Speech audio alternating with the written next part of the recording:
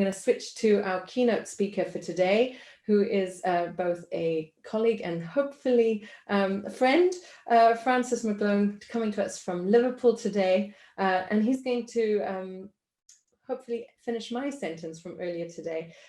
Tell us something about touch. Only in its absence have we appreciated its role in our presence. Why? Francis, do you want to try and share your screen and we can see if everything's working as it should? Can you let me know if you can see it? I can see you and hear you, but not yet see your screen.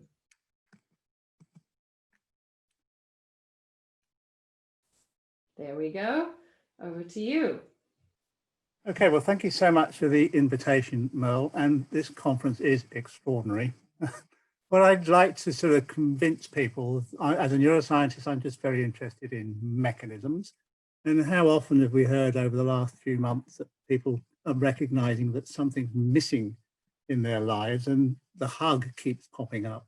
So we'll try and just build a story that there may be a neurobiological basis for that psychological response. And of course, my screen is not advancing.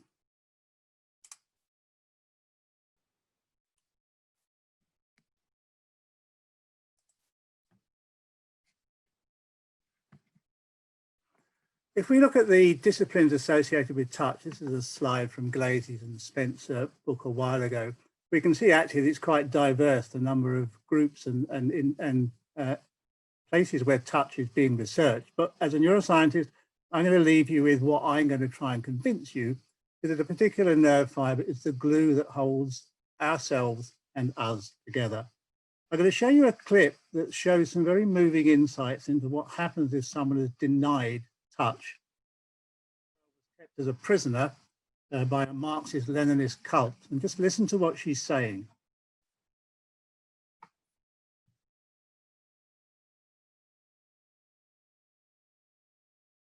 We can't hear, Francis. I think you might need to... Well, that's a shame. Well, you can read. We'll read then.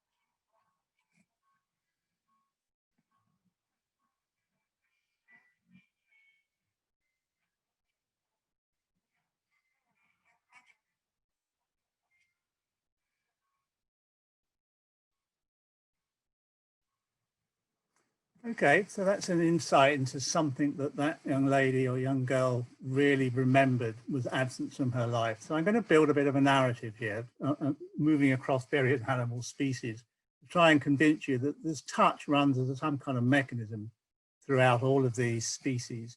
Here we've got some work that's showed by Adam and Rankin.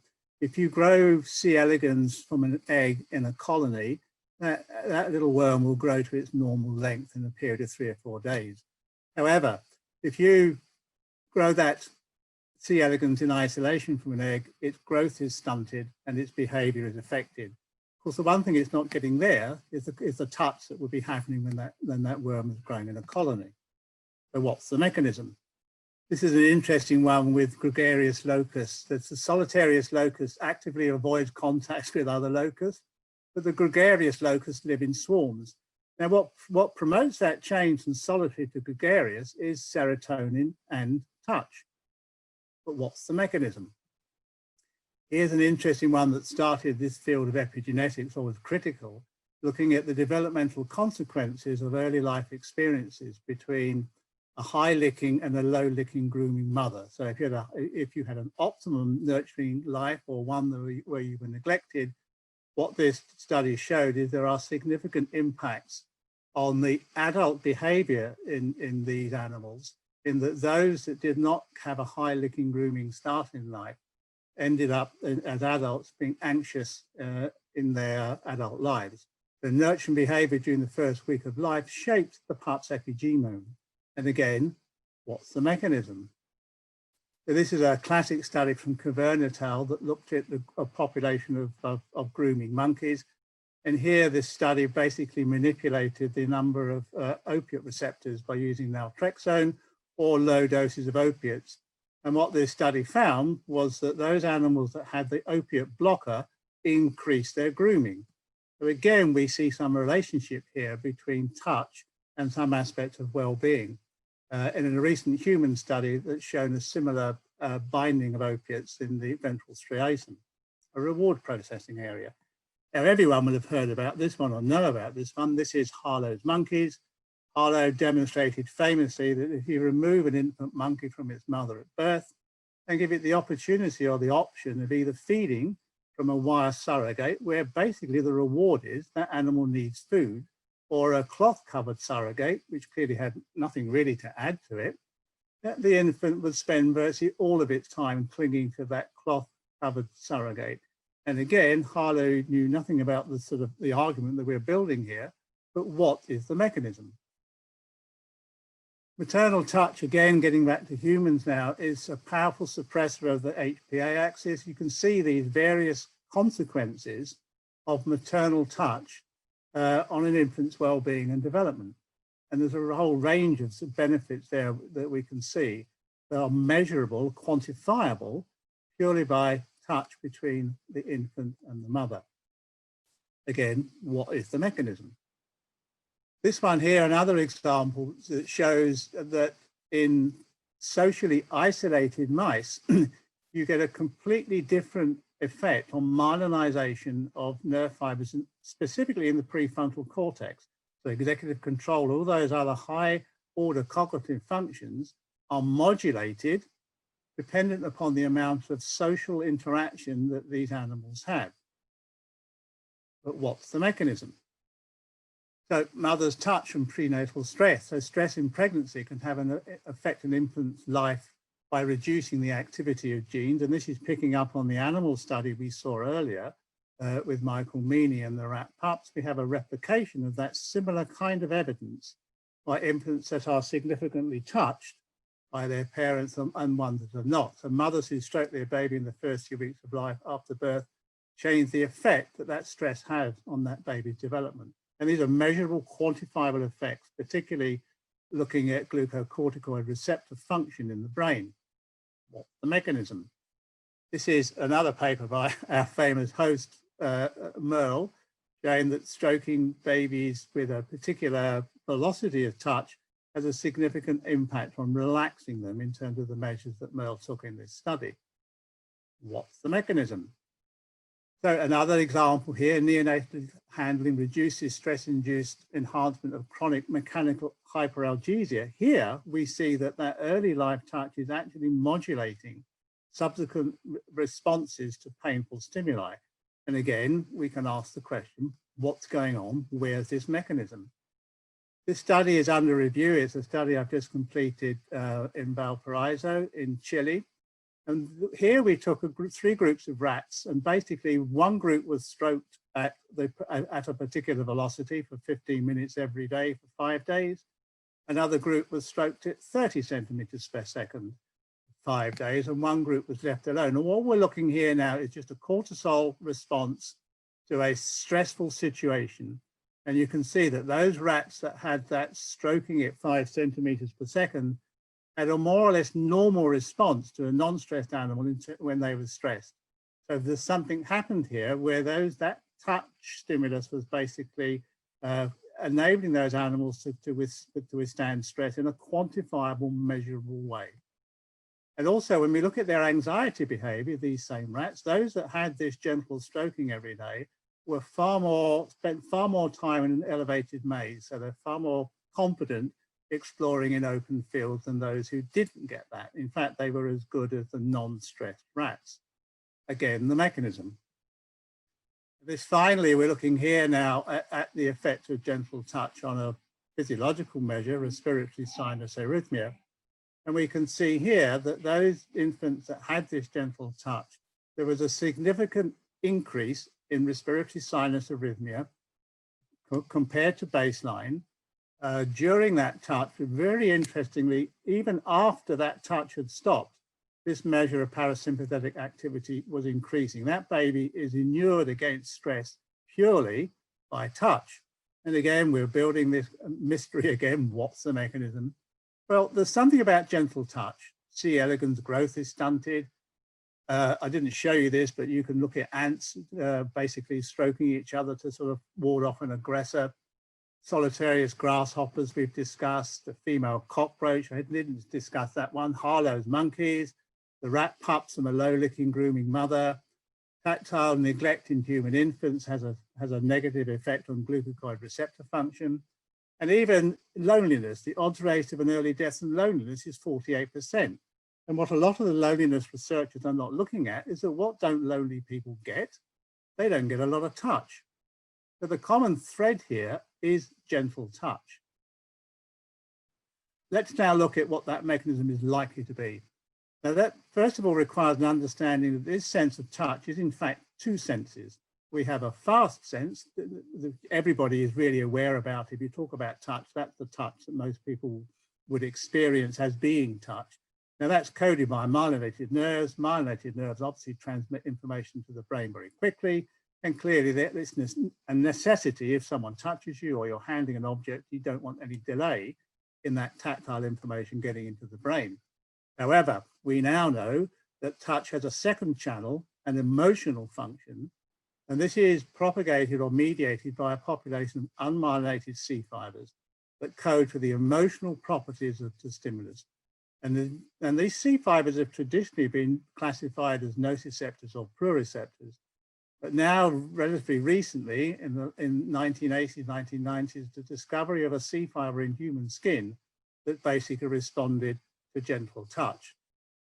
So myelinated nerves are for fast here and now information, and unmyelinated nerves for slow, reflective, non-immediate processing, more of a homeostatic nature. It's important just to look at the difference between these nerve fibers, just to highlight the fact that if we look at the fast nerves, they're traveling at the speed of a Formula 1 racing car. The slow ones down here are at round about the walking speed. So these two conduction velocity differences really do dictate the utility of each of these channels in terms of their biological importance. So C fibers have classically been described as nociceptors, but using this amazing technique of microneurography, Orko Valbo and other Swedes discovered a C fiber in human skin that responded specifically to gentle touch, not to nociception and not to itch. Now that class of nerve fibers was only first discovered in the late 1930s by Ing Zotterman, recording from the saphenous nerve in a cat, where he discovered that he got the classic fast response was gentle stroking touch, but then he noticed a couple of seconds later a response to touch that was a C fiber mediated response. Now that was the first indication that class of nerve fiber, a C fiber, could respond to gentle touch and was not a nociceptor. And in fact, most nerve fibers in a peripheral nerve are in fact C fibers, over 80% of them. So the anatomical distribution of these fibers must behave some kind of importance in an evolutionary sense as to why so many of them. Well, the view is that all C fibers provide a fundamental role in protection. So without nociceptors, the nociceptor response to hurting yourself is a withdrawal. The internal threats from bellyache, etc. All of these activation of nociceptors provokes behaviors for those to actually protect. What we're saying here is that this C tactile afferent, this hedonoceptor, is also providing external rewards of approach and succor, which you wouldn't get with opposite to the nociceptor, in fact. And internal states, we can see that gentle touch increases oxytocin, endogenous opiates that we've seen earlier, and many other beneficial effects. So how over the last 20 or 30 years have we built an absolute evidence base that this nerve fiber exists, it has particular characteristics, and those behaviors, those experiments have basically been determined by microneurography, psychophysics, and behavioral studies. So we built a robot that would enable us to touch the skin at various velocities and forces over the body, and we could ask the question, how pleasant or unpleasant is that touch? The microneurography is a remarkable technique where electrodes are put into a peripheral nerve. into a nerve bundle, into a fascicle, and then you can isolate signals from individual nerve fibers that are responding to the array of sensory stimuli that the skin encodes: touch, temperature, pain, and itch. And this is an example of that. This is me with an electrode in my nerve. Here's our robot. We found a fast conducting nerve, and you can see the response. This is how the C-tactile afferent, the slowly conducting affective processing nerve, was discovered and characterized. So what we know from the results from the microneurography from recording from C-tactile afferents is, first of all, their conduction velocity is reduced. And these are 3 indentations into the receptive field, and you can see the delay before that nerve fires. Here's their conduction velocity. They're definitely down in the 1 meter per second range of C nociceptors. And they also have very, very low threshold. They're not nociceptors. They respond to very, very gentle. And the other fascinating thing about these recording, these fibers we've recently discovered, is that they're temperature tuned as well. So when you stroke across the receptive field of a C-tactile afferent, which we're recording here, that nerve fiber, that first order neuron, is optimally activated if that stimulus is at skin temperature. If that stimulus is warmer or cooler, the nerve fiber is less excited. Now, I'm afraid you're not going to hear this because the sound isn't translating, but this is an example of these 2 nerve fibers, the fast one and the slow one. So when we fast one, we get a rapid response from a fast conducting nerve fiber. So every time the skin's touched, the nerve fires. But with the C-tactile afferent, there's a palpable delay between the receptive field being stimulated by a gentle touch and that nerve firing. So these nerve fibers are not playing a discriminative role. And if you look at the last stimulus, they are far more activated to a slow touch than a fast touch. So we know from over 20 years of research now, they have low mechanical thresholds, conduction velocities of 1 meter per second. And you can see here, they respond vigorously to light touch. They adapt after repeated stimulation, and they have small receptive fields with hotspots. So the function, what are these nerve fibers doing? So again, this is one of our focuses where we've been trying to now identify why have that population of nerve fibers in the skin in any case. They're clearly not suited for discriminative touch. They're not pain receptors. So one of our very first studies that we did in Chapel Hill with Professor Greg Essick was just stroke people across the skin with a soft brush at 3 different velocities and basically ask them how pleasant they felt that touch was. And what we found is this first classic study where this is reward pleasantness on the y-axis and the velocities here on the x-axis. When you're stroking it 5 centimeters per second, whether on the arm or on the face, people respond to that stimulus as far more pleasant when it's faster or slower. We then went into a long process of building a robot that would enable us to control force and velocity in a far more elegant way. And again, we found exactly the same kind of data, is that when we stroke across different body parts, we're able to measure people's affective response to pleasant touch. This basically led to a paper we published a couple of years ago called the hedonic homunculus, where different body parts respond differently to the pleasantness of touch in much the same way as the discriminative homunculus of Penfield showed. So again, we have a distribution of these nerve fibers unevenly distributed across the body surface. And funnily enough, more of them are in the back and the head than there are in the extremities. This slide here now summarizes, I think, this 20 odd years of research. So we took the robot, we took it into a microneurography studies, we stroked people at 6 different velocities, and we recorded the activity in these C-tactile afferents to these velocities. And we find this tuning curve. That nerve fiber is most reactive to around about 3 centimeters per second stroking. This is a first order neuron, by the way. If we looked at the classic myelinated nerve fibers, they all respond linearly. Yeah, the faster you stroke, the more they fire.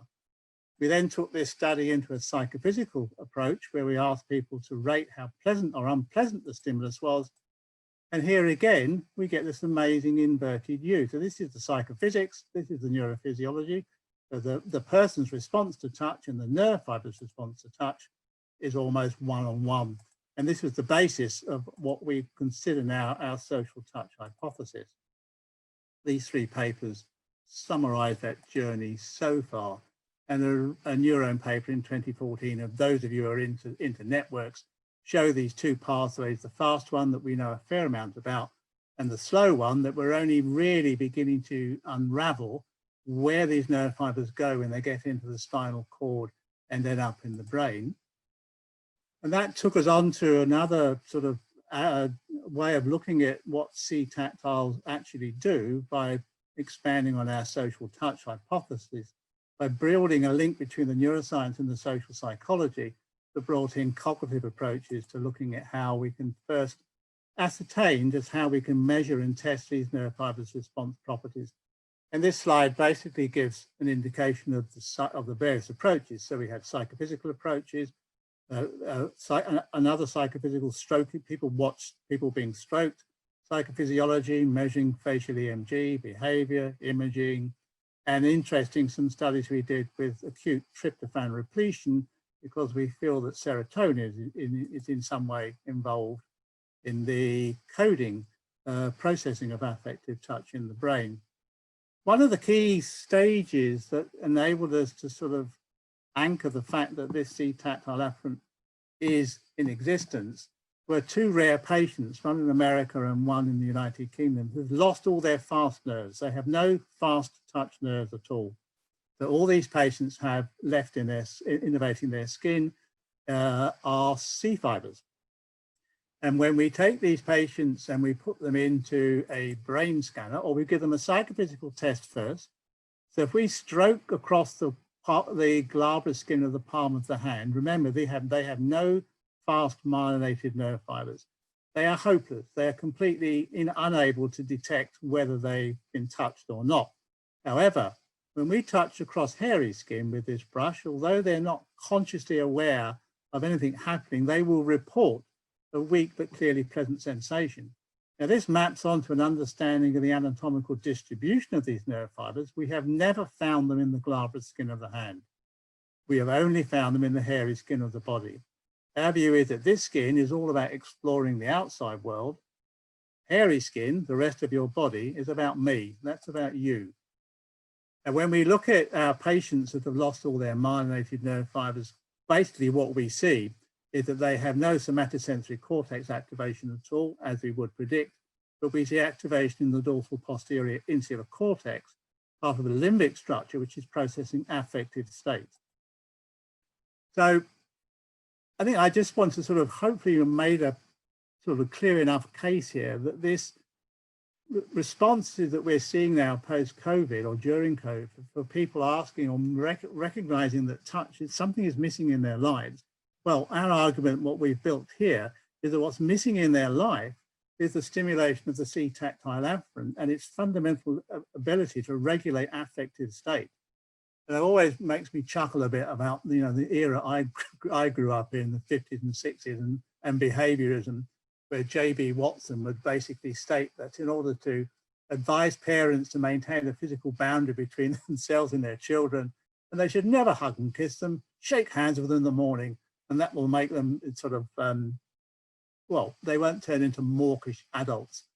An untouched child would enter manhood so bullocked with stable work and emotional habits that no one, anyway, what we're now seeing, of course, is that a lack of that early touch is having an absolute negative impact on people's lives for the rest of their lives. So neglected babies that don't have enough affective touch in their early stages, there are developmental consequences on their social behavior, one of which is captured by this spectrum of conditions called autism. And what we've shown here is these people do not respond normally or neurotypically to C-tactile afferent stimulation. Our view is that their early experience of touch is shaping the development of the social brain. If it's absent, that social brain does not develop adequately. Now that impacts on the individual differences, which we picked up earlier today, is that your early experiences being nurtured specifically, you know, by the mother are affecting the way that brain develops. We saw that with Meany's rats. We saw that with the Harlow's monkeys. there's a long-term consequence of a negative impact of touch in early life. So we've got a new kids phenotype. There's two kinds of touch, discriminative and affective, two neural systems, one fast and one slow. And I would conclude that gentle touch is a life giver and a life saver. It stimulates oxytocin, it induces dopamine release, it increases social interactions, it decreases stress. What is not to like about that level of response to gentle physical touch? And again, COVID has reduced, in many instances, the experiences that people can have with what they used to take for granted and now are recognizing is missing in terms of that affiliated touch, which was always available. And now for many people in isolation, it is unavailable. And I'd just like to flag these three C fibers I've spoken about. The C nociceptor had its own international organization. The C prurit receptor had its own international organization. And we in 2015 now with Katerina Fotopoulou and others in London have set up the International Association for the Study of Affective Touch.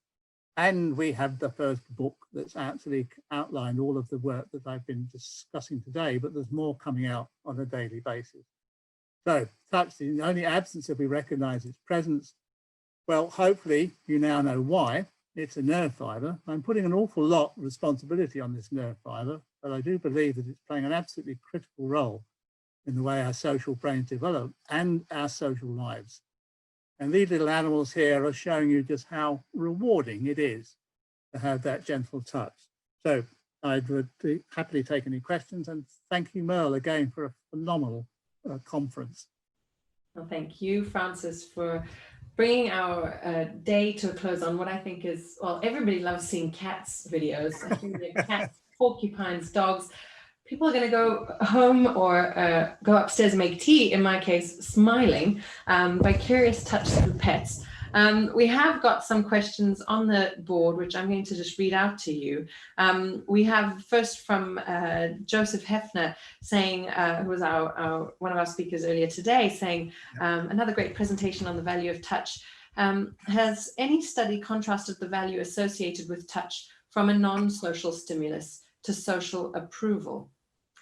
He says he asks because in COVID, touch likely is reduced, but can social connection via Zoom, for example, supplement touch value, or is CT-mediated touch too essential?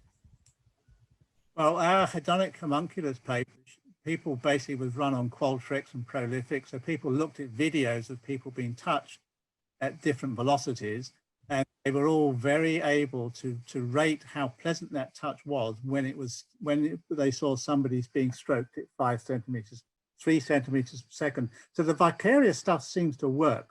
But the one problem with touch, of course, is it's very difficult to virtualize it.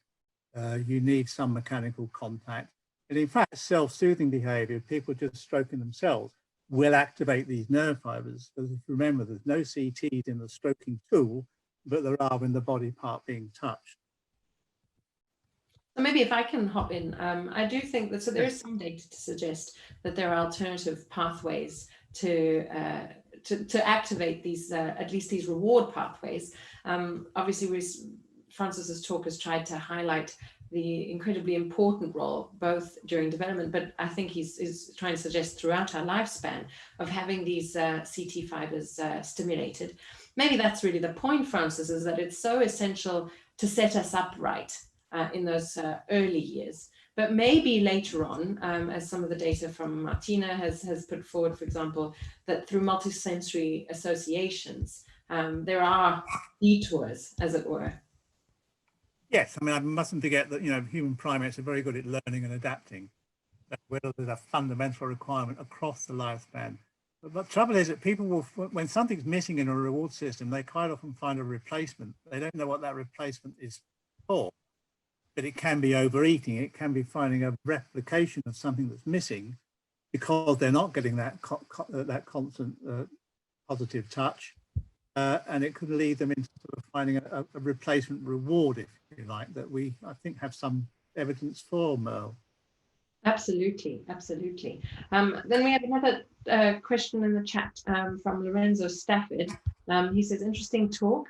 Is there a difference in the physiological response between the toucher and the touchy? And I think that this is a very important question. What do you think, Francis? No, that's a very good question. This system would not have evolved reciprocally if there weren't a reward for the giver as well as the receiver.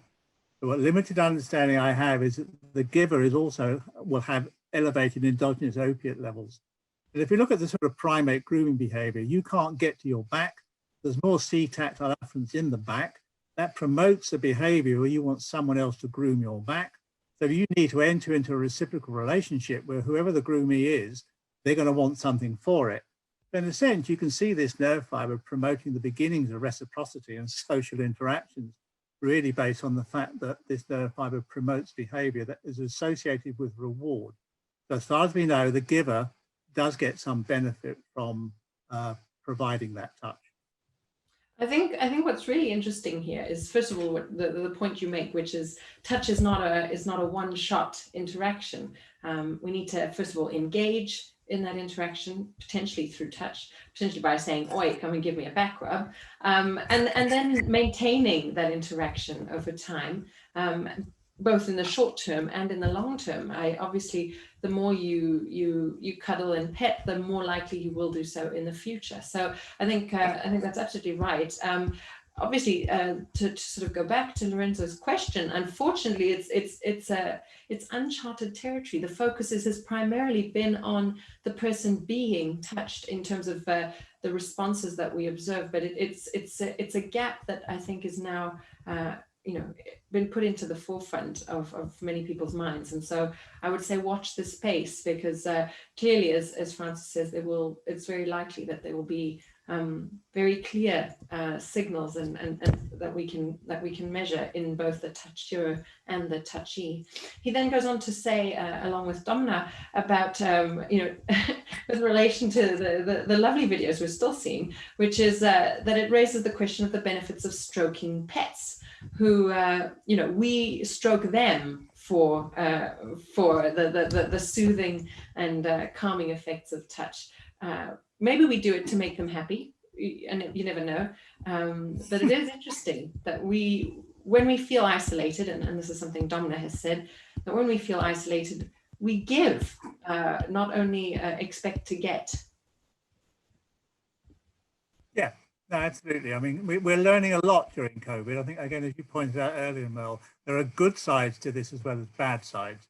And certainly people have woken up to how important close physical contact is in a world where touch has been demonized and also reduced in our opportunity to have, good, honest social interactions through touch.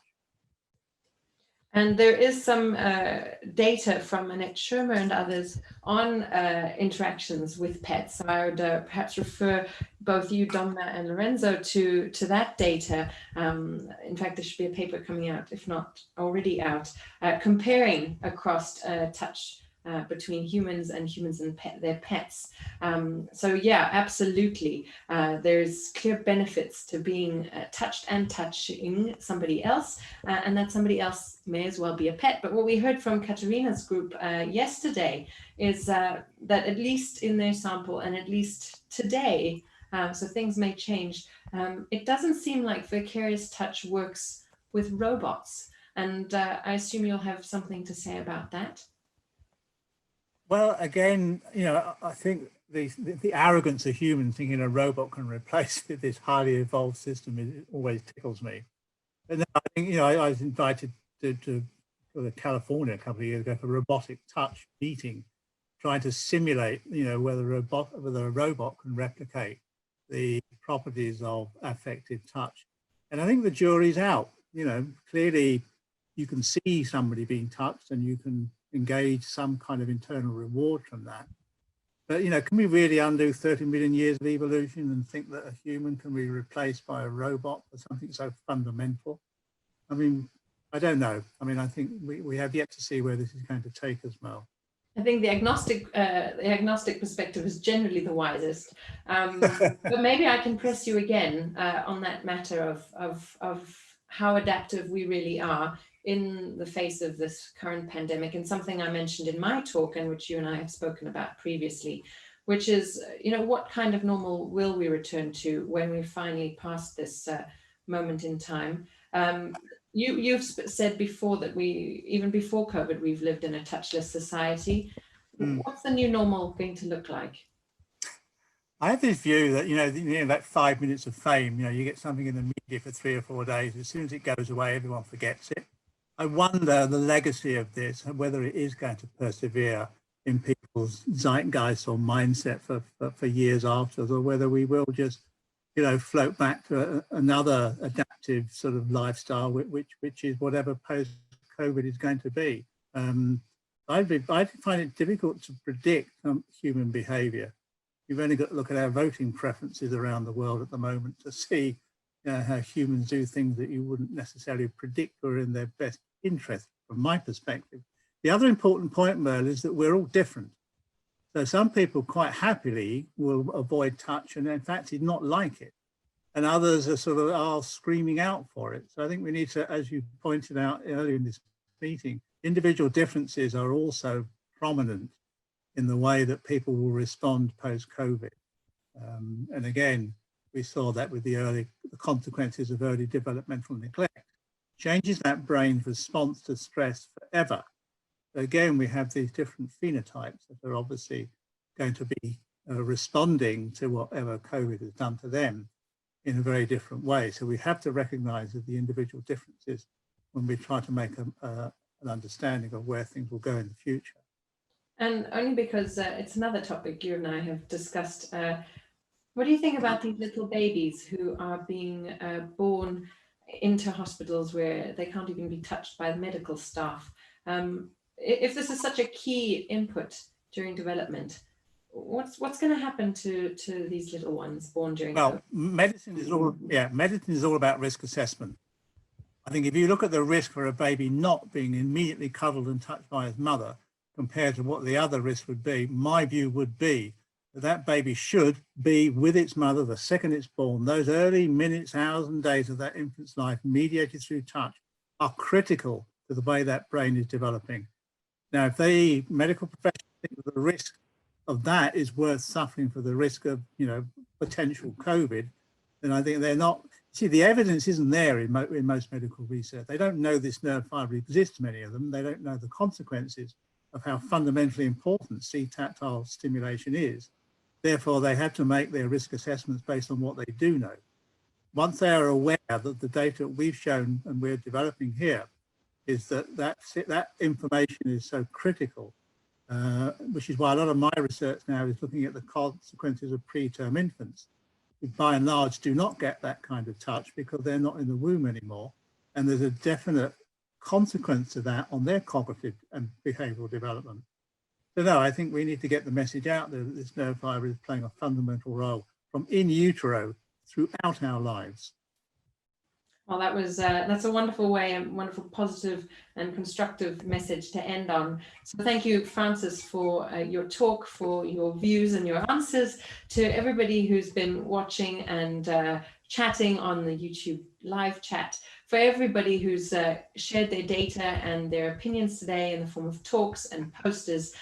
We have another full day of talks for you tomorrow, starting at the earlier time of 10 a.m. CET, that's German time, with Dr. Alexander English. We also have more on coping with COVID and on policy making. We have more on how we should be doing science during COVID. I hope you'll join me and my co-chairs and everybody who's joining on from around the world to see and hear more about how the COVID pandemic is affecting society, the individual, and everybody as a collective. Thank you all, and I wish you a very wonderful evening, if that is what time it is there for you today, and a safe, gentle hug if it's something you're craving. Have a lovely day, everybody. Thank you so much.